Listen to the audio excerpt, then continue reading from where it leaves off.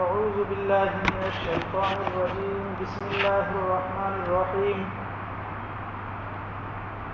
فويل لهم مما كتبت أيديهم وويل لهم مما يكسبون وقالوا لا تمسنا النار إلا أياما معدودة قل أتخذتم عند الله عهدا فلن يخلف الله عهده أم تقولون على الله ما لا تعلمون بلى من كسب سيئة وأحاطت به خطيئته فأولئك أصحاب النار هم فيها خالدون.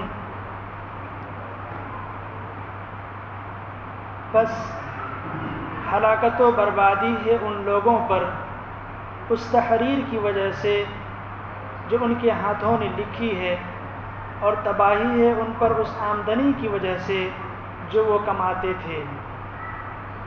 وقالوا لا تمسنا النار الا ایاما معدودہ، اور یہودیوں نے کہا کہ ہمیں گنتی کے چند دنوں کے علاوہ آگ ہرگز نہیں چھوئے گی. قل اتخذتم عند اللہ عہدا فلن یخلف اللہ عہدہ، آپ ان سے کہہ دیجئے کہ کیا تم نے اللہ تعالیٰ کی طرف سے کوئی عہد لے رکھا ہے؟ ام تقولون علی اللہ ما لا تعلمون، جس کی بنا پر وہ اپنے عہد کی خلاف ورزی نہیں کر سکتا. یا تم اللہ کے ذمے وہ بات لگا رہے ہو جس کا تمہیں کچھ پتہ بھی نہیں ہے. بلا من کسب سیئۃ واحاطت به خطیئته فاولئک اصحاب النار هم فیہا خالدون. بلا ضرور بھی ضرور تمہیں آگ آ پکڑے گی، کیونکہ جو لوگ بھی بدی کماتے ہیں، برائی کماتے ہیں، اور ان کی بدی انہیں گھیر لیتی ہے، تو ایسے لوگ ہی دوزخ کے باسی ہیں، دوزخ کے باشندے ہیں، وہ ہمیشہ ہمیشہ اس میں رہیں گے. والذین آمنوا وعملوا الصالحات اولئک اصحاب الجنۃ هم فیہا خالدون، اور جو لوگ ایمان لاتے ہیں اور نیک عمل کرتے ہیں تو وہ جنت کے باشندے ہیں، وہ ہمیشہ ہمیشہ اس میں رہیں گے.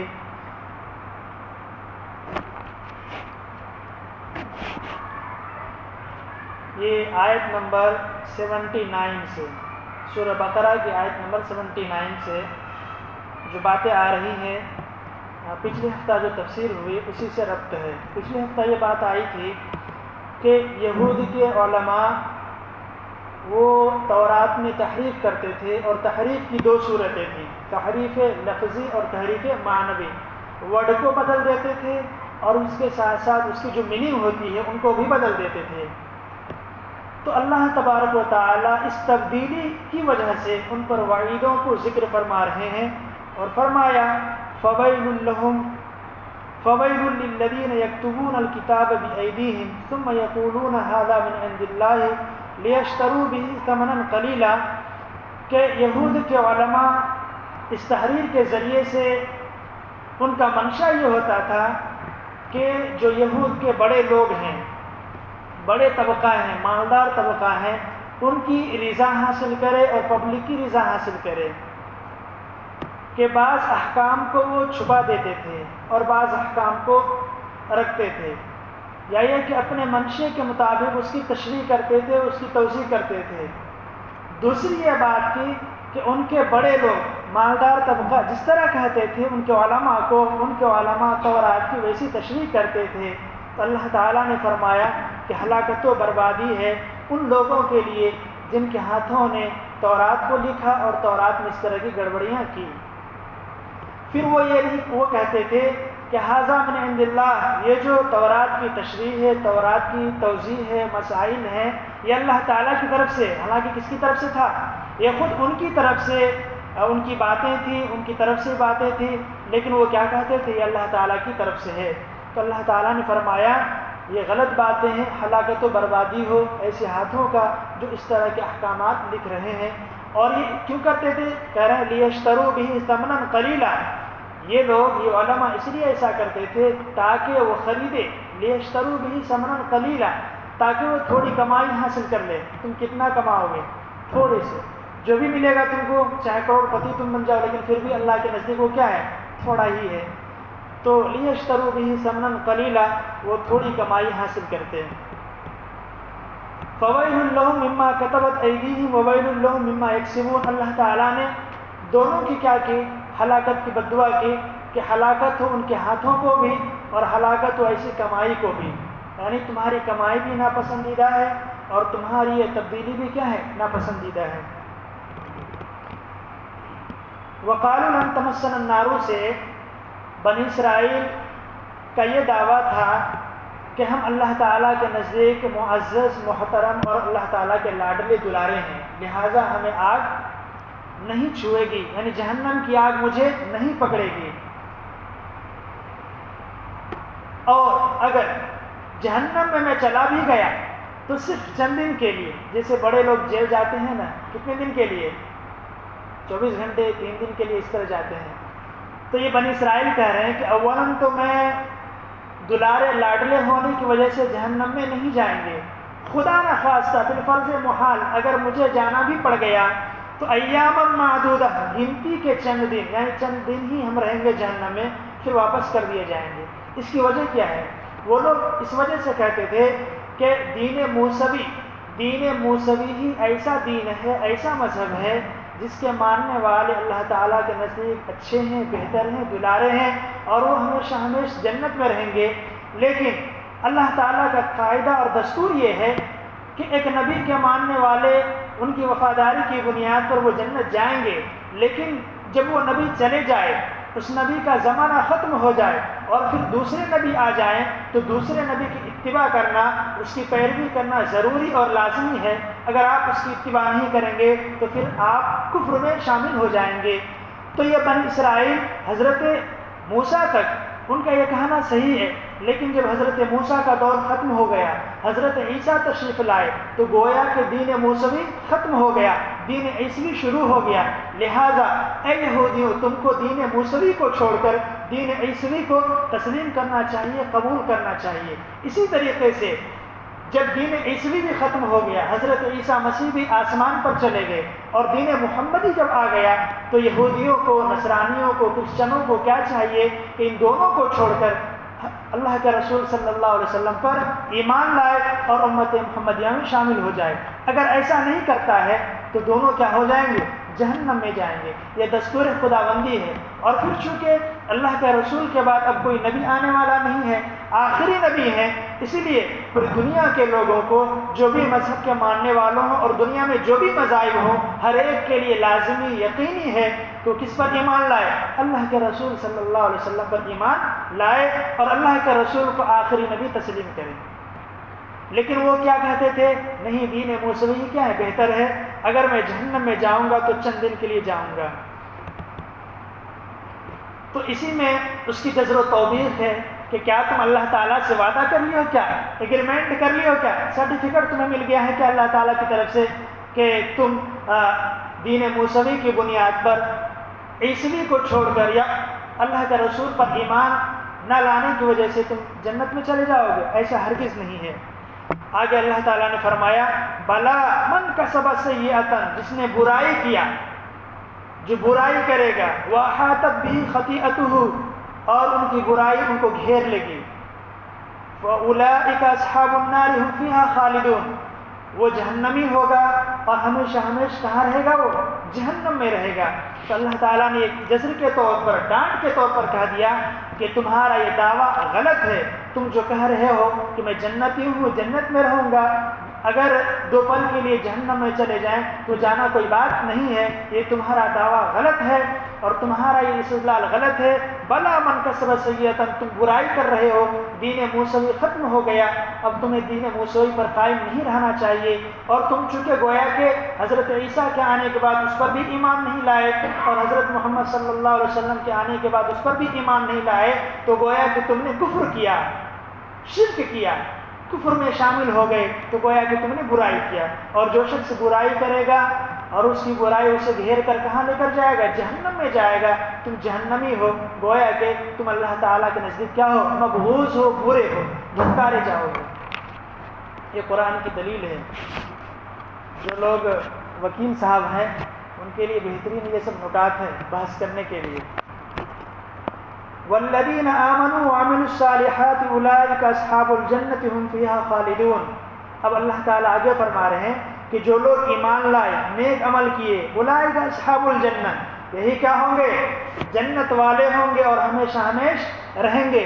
اب تم یہ دیکھو کہ کیا تم ایمان لائے اللہ کے رسول پر؟ اگر ایمان نہیں لائے تو کوئی فائدہ نہیں، تم جنتی کیسے ہو سکتے؟ ایمان لاؤ، نیک عمل کرو اور پھر کیا ہو جاؤ گے؟ جنت میں جاؤ گے اور ہمیشہ ہمیش جنت میں رہو گے۔ بلا من کسب سیئاتن میں حضرات مفسرین کی کافی تقریریں ہیں لمبی چوڑی، لیکن خلاصہ کلام اس کا یہ ہے کہ مومن سے اگر کوئی گناہ ہو جائے اور وہ توبہ نہ کرے تو مومن کو، ایمان والوں کو اس کے گناہ کے بقدر جہنم میں ڈالا جائے گا۔ مومن کو اس کے گناہ کے بقدر جہنم میں ڈالا جائے گا، لیکن وہ ہمیشہ کے طور پر جہنم میں نہیں رہے گا، گناہ کے بقدر رہے گا، پھر دوبارہ وہ جنت میں چلے جائیں گے۔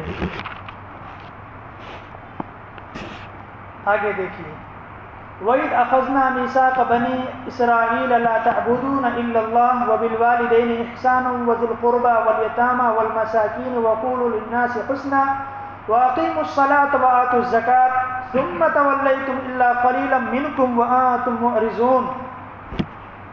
اور یاد کرو اس وقت کو جب ہم نے بنی اسرائیل سے پکا وعدہ لیا تھا کہ تم اللہ کے سوا کسی کی عبادت نہیں کرو گے، وَبِالْوَالِدَيْنِ إِحْسَانًا، اور والدین کے ساتھ اچھا سلوک کرو گے، وَذِي الْقُرْبَى، اور رشتہ داروں سے بھی اچھا سلوک کرو گے، یتیموں اور مسکینوں سے بھی اچھا سلوک کرو گے، وَقُولُوا لِلنَّاسِ حُسْنًا، اور لوگوں سے بھلی بات کہو گے، وَأَقِيمُوا الصَّلَاةَ وَآتُوا الزَّكَاةَ، نماز قائم کرنا اور زکوٰۃ دینا، ثُمَّ تَوَلَّيْتُمْ إِلَّا قَلِيلًا مِّنكُمْ وَأَنتُم مُعْرِضُونَ، مگر تم میں سے تھوڑے سے لوگوں کے سوا سب کے سب کیا ہو گئے؟ اعراض کیے، وَأَنتُم مُعْرِضُونَ، اور تم لوگ کیا کرنے والوں میں سے ہو؟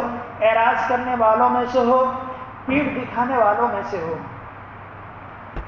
اس آیت کا خلاصہ یہ ہے کہ اس میں اللہ تعالیٰ نے ایک وعدہ لیا، وعدے کی بہت ساری باتیں آئی، انہی وعدوں میں سے ایک وعدہ کیا تھا اللہ تعالیٰ نے بنی اسرائیل سے وعدہ لیا کہ اے بنی اسرائیل، سب سے پہلے کیا ہے؟ لا تعبدون الا اللہ، قرآن میں بھی ہے اللہ تشرکوا باللہ، اللہ تعالیٰ کے ساتھ کسی کو شریک نہ ٹھہراؤ۔ یہاں پر بنی اسرائیل سے کہا لا تعبدون الا اللہ، کہ تم اللہ کے سوا کسی کی عبادت نہیں کرنا۔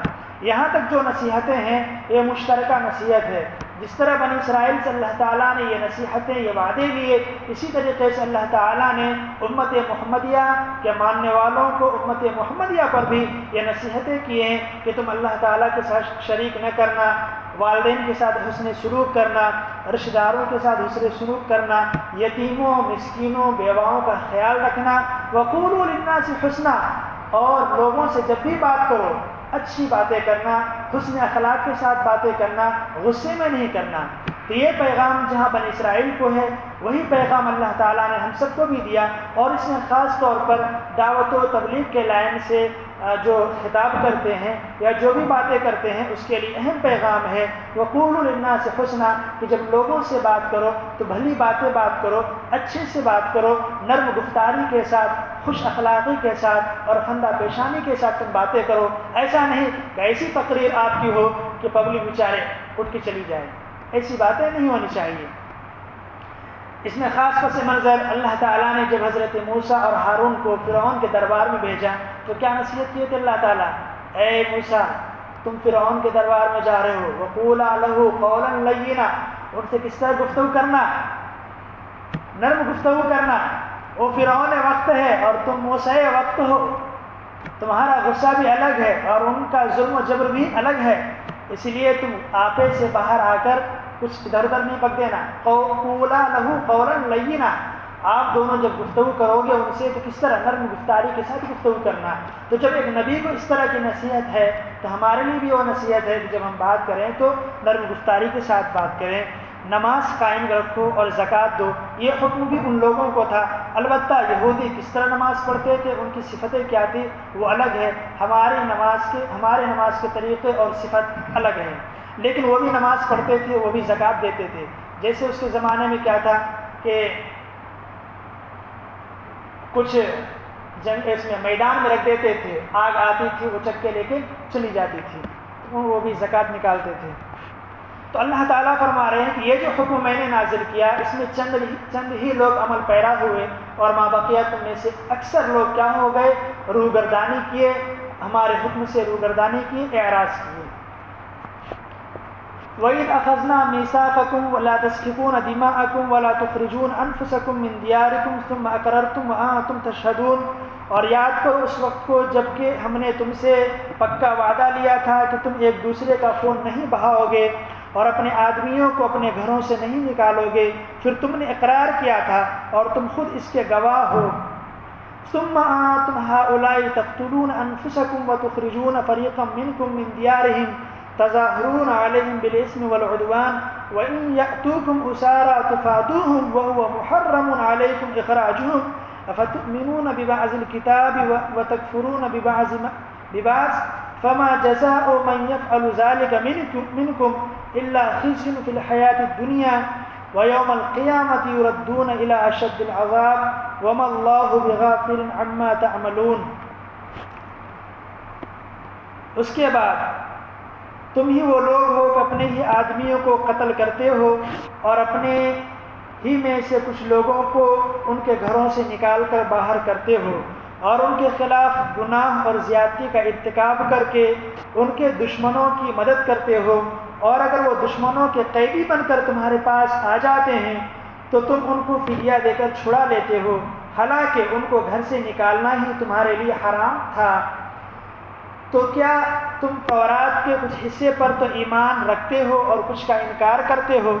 اب بتاؤ کہ جو شخص ایسا کرے اس کی سزا اس کے سوا کیا ہے کہ دنیاوی زندگی میں اس کی رسوائی ہو، اور قیامت کے دن ایسے لوگوں کو سخت ترین عذاب کی طرف بھیج دیا جائے گا، اور جو کچھ تم عمل کرتے ہو اللہ تعالیٰ اس سے غافل نہیں ہے۔ اولئک الذین اشتروا الحیاۃ الدنیا بالآخرہ فلا یخفف عنہم العذاب ولا هم ینصرون، یہی وہ لوگ ہیں جنہوں نے دنیاوی زندگی کو آخرت کے بدلے خرید لیا ہے، لہٰذا نہ ان کے عذاب میں کوئی تخفیف ہوگی اور نہ ان کی مدد کی جائے گی۔ اس آیت سے ایک خاص پس منظر ہے۔ اس آیت کا خاص پس منظر یہ ہے کہ مدینہ میں دو قبیلے رہتے تھے یہودیوں کے، بنو قریظہ اور بنو نذیر۔ تو دوسری طرف بت پرستوں کے بھی دو قبیلے تھے، ایک کا نام اوس ہے، دوسرے کا نام خزرج۔ یہودیوں کے دو قبیلے بنو قریظہ بنو نذیر، اور بت پرستوں کے دو قبیلے اوس اور خزرج۔ ان دونوں میں دوستی تھی اور وعدہ تھا، حلیفانہ تعلقات تھے، دوستانہ اور یارانہ تعلقات تھے۔ تو بنو قریظہ کا تعلق اوس سے تھا اور بنو قریظہ کا تعلق اوس سے تھا اور بنو نذیر کا تعلق خزرج سے تھا، لیکن یہ یہودی ہوئے اور یہ دونوں بت پرست ہوئے۔ ان دونوں میں آپس میں خوب لڑائیاں ہوتی تھی، اوس کی اور خزرج کی آپس میں لڑائیاں ہوتی تھی، آپس میں ایک دوسرے کے مد مقابل برسر پیکار ہو جاتے۔ جب ان دونوں کی لڑائیاں ہوتی یہ دونوں جو دوست تھے، اوس کے دوست قریظہ آ جاتے، شامل ہو جاتے ان کے ساتھ لشکر بن کر، اور بنو نذیر خزرج کے ساتھ شامل ہو جاتے۔ پھر نتیجہ کیا ہوتا، یہ دونوں جو یہودی تھے آپس میں یہودی تھے، لیکن ان دونوں کے ساتھ شامل ہونے کی وجہ سے، اپنی یارانہ نبھانے کی وجہ سے، وفاداری نبھانے کی وجہ سے آپس میں ایک دوسرے کے دشمن ہو جاتے۔ اوس کے ساتھ بنو قریظہ ہو جاتا اور خزرج کے ساتھ بنو نذیر ہو جاتا۔ پھر جب دونوں کی لڑائیاں ہوتی تو گھمسان کی لڑائیاں ہوتی، قتل و غارت ہوتی، بنو قریظہ بھی قتل کیے جاتے، بنو نذیر بھی قتل کیے جاتے، اوس بھی قتل کیے جاتے اور خزرج بھی قتل کیے جاتے۔ تو اللہ تعالیٰ نے ان سے وعدہ لیا تھا، اور ان وعدے کا تتمہ یہ آخری وعدہ کا بیان ہے۔ اللہ تعالیٰ نے 3 وعدے لیے تھے۔ کتنے وعدے؟ 3 وعدے۔ پہلا وعدہ یہ لیا تھا کہ دیکھو یہودیوں، تم آپس میں ایک دوسرے کو قتل نہیں کرنا، آپس میں ایک دوسرے کو قتل نہیں کرنا۔ دوسرا حکم یہ تھا کہ اپنے بھائیوں کو، یہودیوں کو جلا وطن نہیں کرنا، بھگانا نہیں، یا ان کے ساتھ ایسا سلوک نہیں کرنا کہ مجبور ہو کر اس گاؤں کو، اس محلے کو چھوڑ کر وہ چلا جائے۔ اتنا پریشان کر رہے ہیں لوگوں کو، بیچارہ کچھ تو نہیں کر رہے لیکن ایسی ایسی حرکتیں کر رہے ہیں دوست کے ساتھ، بیچارہ بھاگنے پر مجبور ہے۔ تو پہلی نصیحت یہ تھی کہ ان کے ساتھ قتل و قتال نہیں کرنا، دوسری نصیحت یہ تھی، دوسرا حکم کہ ان کو جلا وطن نہیں کرنا، یہ تو ڈائریکٹ بھگا دیے، بوریا بستر سمیٹو بھاگو یہاں سے خالی کرو۔ دوسرا یہ ہے کہ ان کے ساتھ ایسا سلوک کر رہے ہیں، ایسا برتاؤ کر رہے ہیں کہ بیچارہ بھاگنے پر مجبور ہے، یہ بھی نہیں کر سکتے۔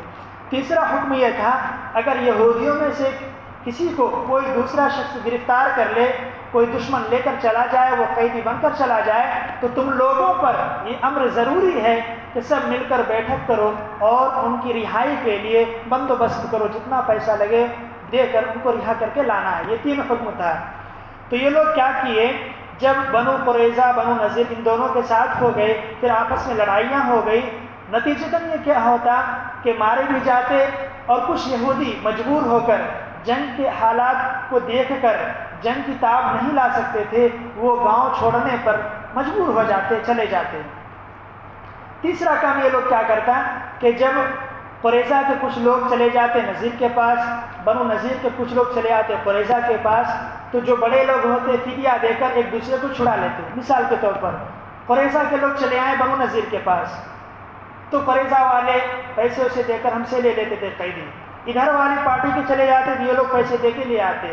پھر ان سے پوچھا جاتا آپ ایسا کیوں کر رہے ہو، تو وہ کہتے ہماری کتاب میں حکم ہے، تورات میں اللہ تعالیٰ کا حکم ہے۔ کیا حکم ہے؟ اللہ کا حکم ہے کہ جب تم میں سے کسی ساتھی گرفتار ہو جائے، قید ہو کر کہیں چلے جائے تو اس کو چھڑانا ہے، اسے لانا ہے۔ اس لیے میں اللہ تعالیٰ کے حکم پر عمل کرتے ہوئے اپنے بھائی کو چھڑا رہا ہوں، قید سے رہا کر رہا ہوں۔ اب ان سے سوال کیا جاتا ہے، واہ میاں قید سے رہا کر رہے ہو لیکن جب قتل کر رہے ہو تو وہ کیا ہو رہا ہے، تم تو قتل کر رہے ہو، اور پھر اس جنگ کی وجہ سے، اس جنگ کے نتیجے میں تمہارے بہت سارے لوگ مدینہ چھوڑ کر گاؤں چھوڑ کر چلے جا رہے ہیں، یہ کیسا ہے؟ ایک پر عمل کر رہے اور 2 حکم کو چھوڑ رہے ہیں۔ تو اللہ تعالیٰ نے اسی کو بیان کیا یہاں سے یہاں تک، اور آخر میں بیان کیا افتؤمنون ببعض الکتاب، کہ تم بعض کتاب پر تو ایمان رکھتے ہو، یعنی تورات کے بعض حکموں پر ایمان رکھتے ہو، وتکفرون ببعض، اور بعضوں کو چھوڑ دیتے ہو۔ قتل نہیں کرنا تو تم قتل کر رہے ہو، اور جلا وطن نہیں کرنا، گھر چھوڑنے پر مجبور نہیں کرنا، تو جلا وطن بھی کر رہے ہو، اور جنگ کی وجہ سے لوگ گھر چھوڑ کر بھی بھاگ رہے ہیں، ایسا نہیں کرنا چاہیے لیکن تم ایسا کر رہے ہو۔ وتکفرون ببعض، اور بعض حکموں کی نافرمانی کر رہے ہو۔ پھر اللہ تعالیٰ کہہ رہے ہیں فما جزاء من يفعل ذلك منکم، تم میں سے جو شخص ایسا کرے اس کا بدلہ کیسا ہوگا، اس کو کیسا بدلہ دیا جائے گا، کہ بعض پر تو ایمان لا رہے ہیں اور بعض کا انکار کر رہے ہیں۔ فرما رہے ہیں الا خزي فی الحیات الدنیا، ایسے لوگوں کے لیے میسیج یہ ہے، پیغام ہے، الا خزي فی الحیات الدنیا، کہ دنیاوی زندگی میں ذلت و رسوائی ہو، اور چنانچہ ذلت و رسوائی آئی کہ اللہ کے رسول صلی اللہ علیہ وسلم کے ساتھ بنو قریظہ کا عہد و پیمان تھا، لیکن سن 5 ہجری غزوہ خندق کے موقع سے بنو قریظہ نے اللہ کے رسول کے ساتھ وعدے کو توڑ دیا، اور غزوہ خندق کے موقع سے بنو قریظہ نے کفار کا ساتھ دیا۔ پھر اللہ تعالیٰ نے اللہ کے رسول صلی اللہ علیہ وسلم نے لشکر کے ساتھ ان کا مقابلہ کیا اور یہ قتل کر دیے گئے، اور بنو نذیر جلا وطن کر دیے گئے تھے شام کی طرف۔ وَيَوْمَ الْقِيَامَةِ يُرَدُّونَ إِلَىٰ أَشَدِّ الْعَذَابِ، 2 چیزیں بیان کیا، دنیاوی زندگی میں کیا ہے، ذلت و رسوائی، تو ذلت و رسوائی ہوئی غزوہ خندق کے موقع سے، اور دوسرا کیا ہے کہ یوم القیامہ یردون الی اشد العذاب، کہ جب قیامت کا موقع ہوگا، قیامت کا دن آئے گا تو ان لوگوں کو سخت ترین عذاب کی طرف بھیج دیے جائیں گے، دھکے مار کر، تمہارا راستہ ادھر ہے، ادھر جاؤ، جہنم کی طرف جاؤ۔ آگے فرمایا وَمَا اللَّهُ بِغَافِلٍ عَمَّا تَعْمَلُونَ، تم جو کچھ بھی کرتے ہو اللہ تعالیٰ اس سے غافل نہیں ہے، تمہاری ہر حرکت پر، ہر فعل پر خدا حاضر و ناظر دیکھ رہا ہے۔ آگے فرمایا آخری آیت اولئک الذین اشتروا الحیاۃ الدنیا بالآخرہ، یہی وہ لوگ ہیں جو دنیاوی زندگی کو آخرت کی عوض خریدتے ہیں، یعنی اپنی آخرت کو تو برباد کر رہے ہیں، اور دنیا کو سنوارنے کے لیے جو دنیا چند دنوں کا کھیلا ہے اور میلہ ہے، ان کو بنانے اور سنوارنے کے لیے اپنی آخرت جو ہمیشہ ہمیش رہنے والی ہے اس کو برباد کر رہے ہیں، خرید رہے ہیں، برباد کر رہے ہیں۔ فلا یخفف عنہم العذاب ولا هم ینصرون، لہذا ان لوگوں سے عذاب کی تخفیف نہیں ہوگی، ولا هم ینصرون، اور نہ ہی اس کا کوئی مددگار ہوگا۔ یعنی جب جہنم میں ڈالے جائیں گے، ان پر عذاب ہوگا، تو پکاریں گے اپنے دوستوں کو، اپنے بتوں کو، کوئی کسی کا مددگار نہیں ہوگا، یہاں تک کہ مددگار تو دور کی بات ہے، ذرہ برابر بھی اس کے عذاب میں تخفیف نہیں ہوگی۔ اللہ تعالی ہم سب کو کہنے سننے زیادہ عمل کی توفیق عطا فرمائے، اور اللہ کے رسول صلی اللہ علیہ وسلم کے بتائے ہوئے راستے پر چلنے والا بنائے۔